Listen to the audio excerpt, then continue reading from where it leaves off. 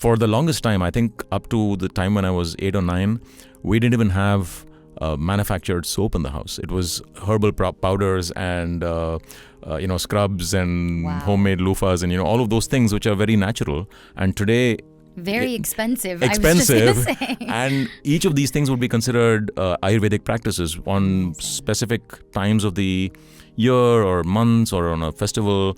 There used to be herbs which used to be steeped in the bath water, like neem baths, for example, were very popular because it used to function like an antiseptic or an anti-inflammatory. Right.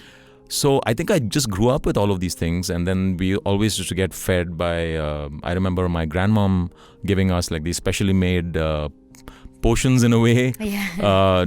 Maybe not very tasty, but it would just warm you up during winter times. And so I think I followed a lot of that practice already.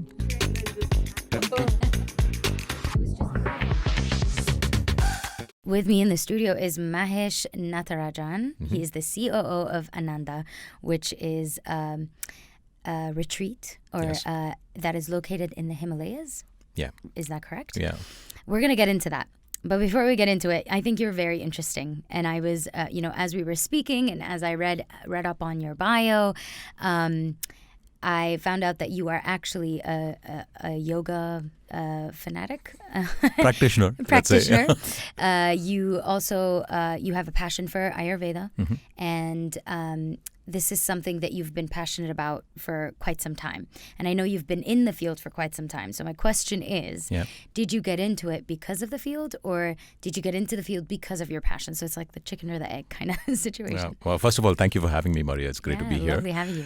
And that's, I think I get asked that a lot of the time because of my really long association with Ananda. Okay. I've been working with and kind of leading now Ananda for almost 15 years. Amazing. I think it's a bit of both. Definitely the knowledge that I've been getting at Ananda, diving deep into Ayurveda and yoga, not just these two, but a whole lot of other holistic practices. It's just kept kindling my interest in these. And then once you start scratching the surface, you realize that most people don't even know that there's such a wealth of knowledge, and it kind of changes the way if you bring it into your life, it can change the way you live it. And as I've discovered that personally for me, it's definitely built that up. But I think the beginnings were already there from my childhood. I come from the southern part of India in Chennai, and from quite a traditional family in terms of traditional practices, not traditional in terms of views, quite a progressive family, but a very traditional family in terms of the way we used to practice just things at home remedies, things that we used to, rituals that we used to do on important festivals and all of those. And I didn't know it at that time, but I think a lot of what I was doing even then, today would be considered Ayurvedic practices. Amazing. For the longest time, I think up to the time when I was 8 or 9, we didn't even have manufactured soap in the house. It was herbal powders and scrubs and homemade loofahs and all of those things which are very natural. And today, Very expensive. expensive, I was just gonna say. and each of these things would be considered Ayurvedic practices on specific times of the year or months or on a festival. There used to be herbs which used to be steeped in the bath water, like neem baths, for example, were very popular because it used to function like an antiseptic or an anti-inflammatory. Right. So I think I just grew up with all of these things, and then we always used to get fed by, I remember my grandmom giving us like these specially made potions in a way. Yeah. Maybe not very tasty, but it would just warm you up during winter times. And so I think I followed a lot of that practice already. I think my passion for Ayurveda just really started growing the more I learned more about it the first time I came into Ananda. And the first couple of years, I really feel I was more of an observer. Okay. And then when I started thinking about how logical it all is, how simple it is to actually understand it, and once you apply it, what a difference it can make, that point onwards, I think I've just dove right through and started building it into my own personal life. And I think that's probably brought me to this point. And I have to say, similarly with yoga, again, my early background from my tradition, family tradition, has been with a lot of music and classical music. And with that comes a lot of mantras and these recitations, Right. which we always had at home. And that's always kind of connected me with that part of yoga.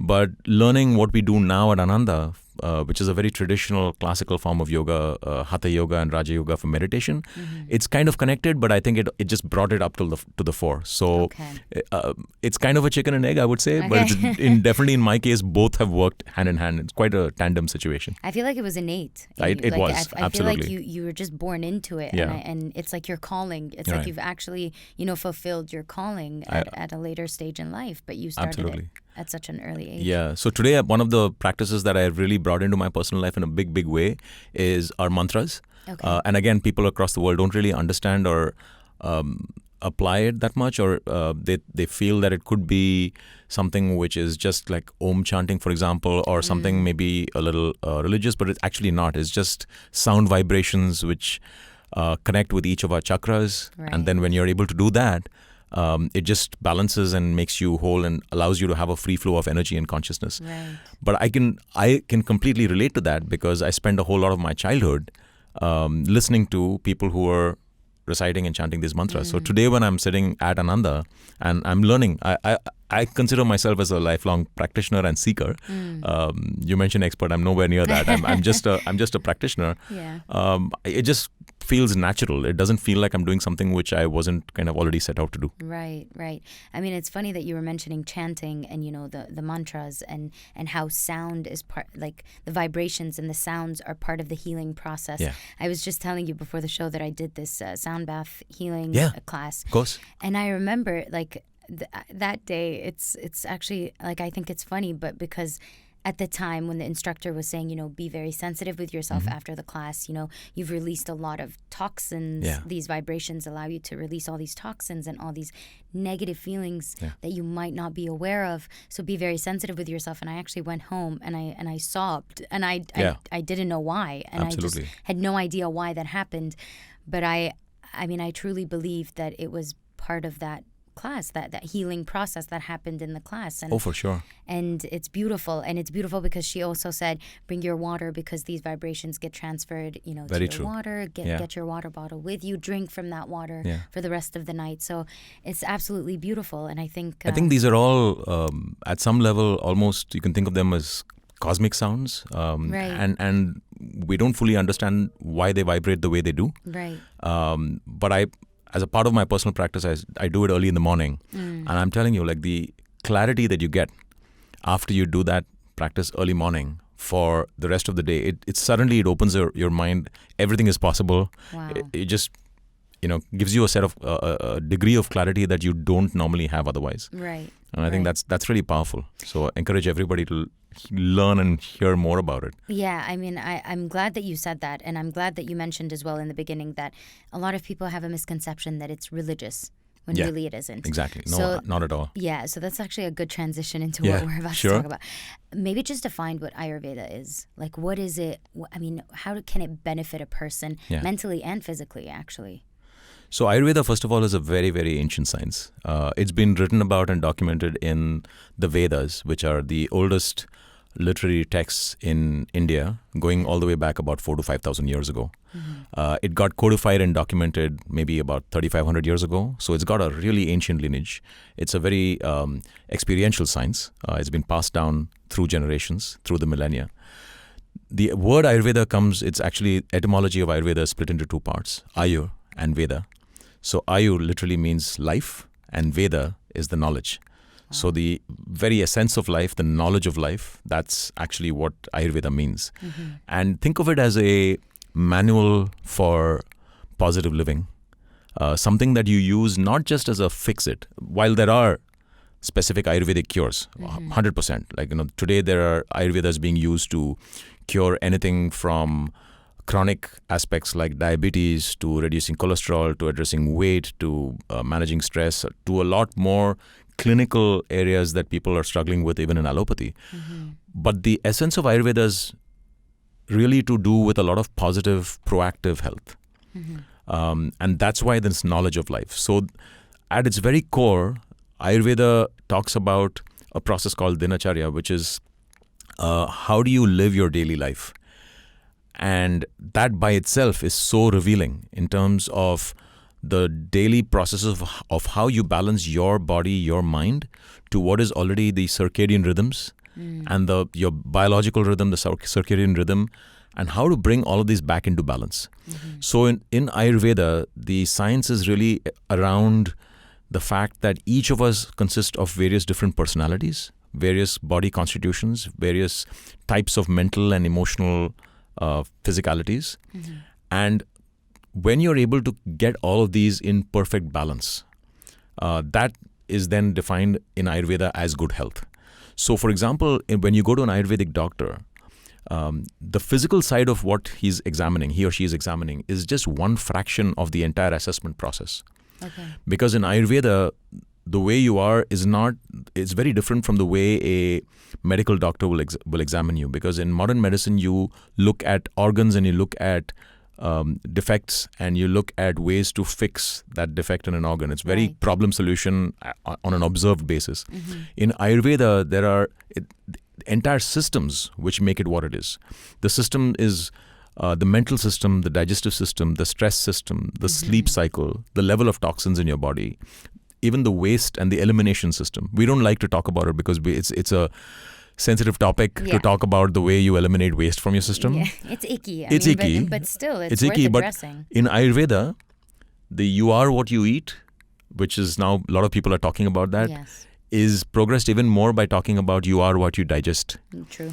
It is the way you digest it, the way you eliminate your waste, the toxins which are still present in your body. That's the crux of everything which comes down to Ayurveda. Absolutely. Today, there's so much talk about the gut brain and how the way you digest impacts your brain because you have a living brain in your gut. Right. Ayurveda has always spoken about this. Yeah. So in Ayurveda, you have to assess all of these different systems. Nidra, which is sleep. Mala, which is toxins. Koshta, which is elimination of waste. Even your urges, your mental and physical urges have an important aspect in Ayurveda. An Ayurvedic doctor has an ability to assess who you are, what you are, the way you will be, which is predictive health, right? You don't need gadgets to do this. You can actually, a skilled Ayurvedic doctor will be able to examine your pulse, look at your tongue, look at your face structures, look at everything that you are and ask you a whole lot of questions and be able to come to a conclusion that this is what is out of balance and this is what we need to do. Once you understand that whole psyche, and I'm really simplifying it a lot. Oh, of course. Because it's such a vast topic and I'm trying to kind of get it into a nutshell. But essentially, once we understand from an Ayurvedic perspective what your unique body personality is, what your unique mental ability is or emotional aspect is, then all of Ayurveda is trying to make you come back into that state of balance through a couple of specific modalities. That could be through specific types of massage therapies or manipulation therapies, which are usually done with medicated herbal oils. Okay. That's one way. The other way, which is, and these are not exclusive, these are all happening together in Ayurveda. The other very important aspect in Ayurveda is cleansing.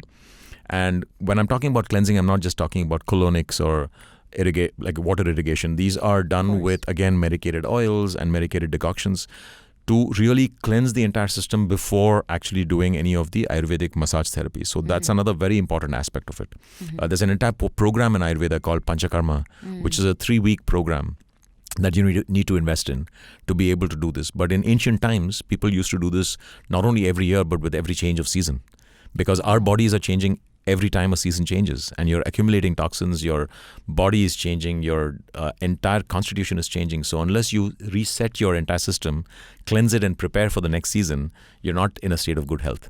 Today, we might not be able to take that time out of 21 days. I wish. But at least once a year is highly recommended for you to cleanse yourself the way an Ayurvedic cleanse works. And then there is a whole set of herbal supplements and medicines which are used specifically based on what aspect of your physical constitution is out of balance. Right. And there are certain supplements which are included in your food on a daily basis just to saturate and to satisfy what your basic body type or dosha. We'll get to that in a minute, I'm sure. But what that is, how to pacify that. So then there's a whole lot of supplements and medicines. And the final aspect is on diet. Ayurveda will change the entire way you eat, what you eat, the way you think when you are eating. it's a whole different way of addressing what is good for your body and eliminating what is not, and moderating what could be potentially dangerous for your physical self. Okay. So there's a whole range of Ayurveda is not just one aspect. It's a whole range of connected areas. It's holistic. It's completely holistic. Yeah. And then there is this aspect which I spoke about in the beginning, which is called dinacharya. Dina, day, charya is action. So the actions of the day. What time do you get up? When you get up, what do you do? Depending on your personality. Should I be active when I get up? Should I meditate? Should I plan? What is the time of the day when I should be eating my most balanced meal? What time of the day should I be taking for myself to really focus on some kind of a mindful activity? Right. Every single aspect of this has been prescribed in Ayurveda. Not now, not 10 years ago, 5,000 years ago. All we need to do is actually follow it and guide ourselves, get that knowledge, use that framework to understand and appreciate who we are and apply it to daily lives. Yes. Because today we're bombarded with information about superfood this and super practice that Yes. on a minute-to-minute basis. How do you choose? Exactly.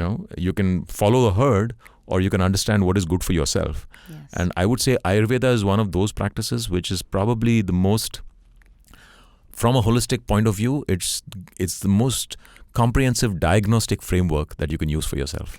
I was just going to say, people are not only bombarded with all this like I don't want to say misinformation, but contradicting information. Absolutely. So you'll hear one thing on one website, hear another thing from someone on a podcast, and you'll just sit there confused. And not only that, there's so much noise in your life that you no longer know how to listen to your body. Yeah. You no longer know how to recognize what works for you and what doesn't. Yeah. You've lost touch, you've lost connection Absolutely. with your body, that you just feel like, I don't know how to make myself feel better anymore. When really it's very basic. Correct. And it's something that our ancestors used to do, as you said, Right. without gadgets, Absolutely. without a watch to tell me how fast my heart is beating, or how many exactly. calories I'm burning, they did this naturally. Yeah. And I find that interesting because it is an ancient, medical system, Ayurveda, but it's still so foreign to so many people. It is. Especially outside of India. But I feel like you find the two extremes. You find someone that is passionate about Ayurveda and knows everything about Right. it, or you find Very someone true. that has never heard of it. There isn't that middle ground. Yeah. And I think that's why I feel like it's fantastic having you here, because A, we want to educate people on Ayurveda, and B, we want to maybe fix misconceptions around Ayurveda, as we mentioned in the beginning.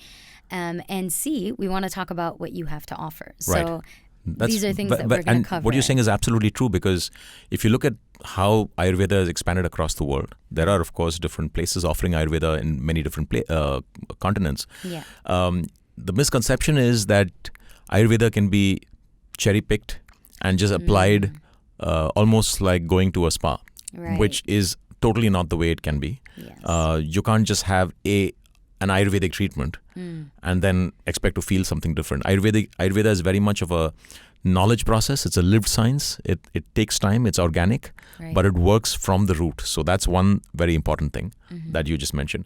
The other thing you said is that there are two extremes in terms of how people react to Ayurveda. Absolutely spot on. I've known clients who've come into Ananda, and the level of knowledge that they will have. For example, if you look at some of the European audiences who, maybe the Germanic audiences Yes. from East Germany, and those people have been actually getting very deep into the Vedas and the Upanishads, actually dedicating a large part of their lives to studying it, because that's the level of depth that they have Wow. gone into in many, many things. And when they come in and interact at Ananda, it's incredible to see the level of knowledge that they have.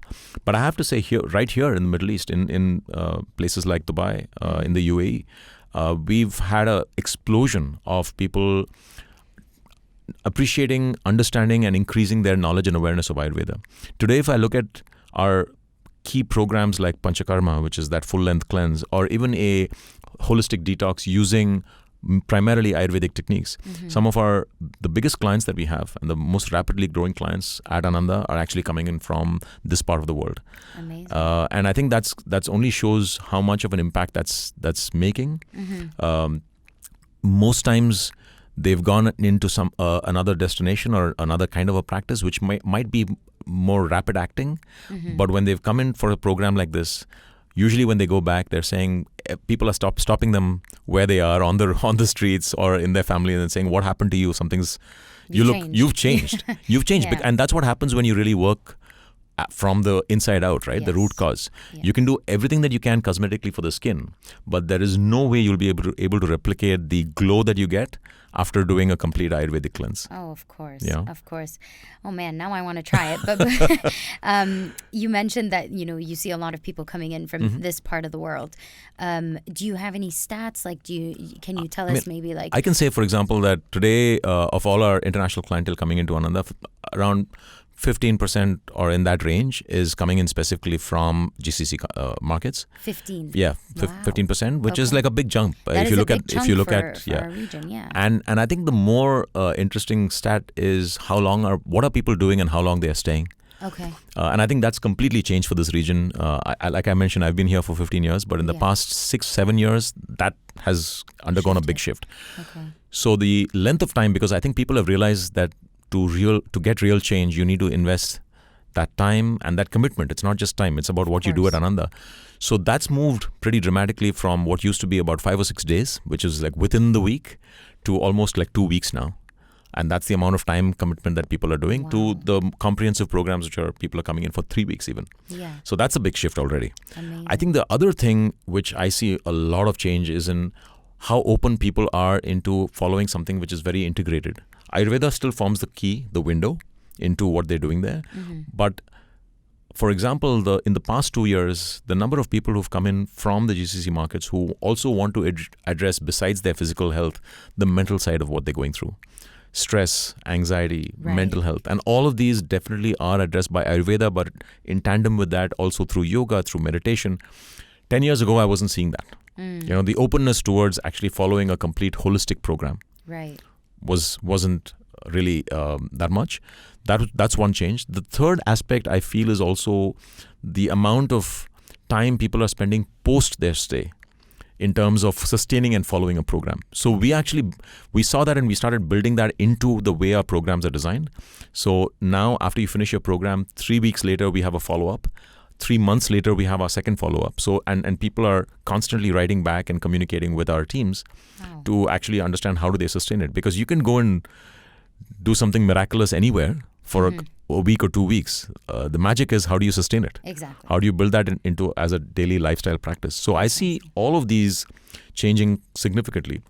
And also another interesting trend, while we've been growing from strength to strength in terms of addressing women's health and working on many different aspects of women's health, I find it encouraging that we've having a much better response also from men from the GCC markets who are coming into Ananda. So that's a very welcome sign. Yes. That amount of self-care Yes. that men need to also address and take care of. I think men are usually neglected when it comes to their health, especially mental health and physical health. I mean, focus sometimes shifts, towards the woman a bit more. But I think that's fantastic that you're seeing, a rise in that as well.